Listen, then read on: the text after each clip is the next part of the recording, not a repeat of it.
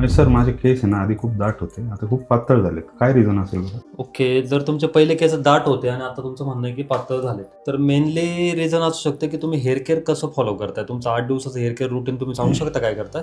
आठवड्यातून एकदा शॅम्पू आणि एकदा ऑइल करतो मी केस. आठवड्यातून एकदा शॅम्पू आणि एकदा ऑइलिंग करतायत. Yes. तर आपल्याला ॲटलीस्ट आठवड्यातून 4 वेळेस हेअर वॉश करणं गरजेचं आहे. Alternate Okay. Days oiling. Hair वॉशच्या आधी तुम्हाला ऑइलिंग करणं गरजेचं आहे कंपल्सरी. बाईकवर प्रवास करताना तुम्ही हेल्मेट वापरताय. तुम्हाला स्वेटिंग होते जास्त प्रमाणात? Yes yes. स्वेटिंग होतंय आणि हेल्मेट पण वापरताय, तर त्यामुळे काय होतं, जास्तीचा घाम हा डोक्यामध्येच राहतो. ओके. डेड स्किन सोबत तो तिथे स्टक होऊन जातो आणि तिथे फंगल इन्फेक्शन्स तयार होतात, की ज्यामुळे ते सुद्धा मेन रिझन असू शकतं की तुमच्या हेअर फॉलचं. म्हणून तुम्हाला कंपल्सरी आठवड्यातून 4 वेळेस प्रॉपर शॅम्पूने हेअर वॉश करणं गरजेचं आहे आणि ऑइलिंग हेअर वॉशच्या आधी 45 मिनिट्स करणं गरजेचं आहे. ओके. व त्याचबरोबर तुमचं डेली शेड्यूल, की रात्रीचं उशिरापर्यंत जागणं, या पण गोष्टी तुमच्या हेअर फॉलसाठी कारणीभूत असतात.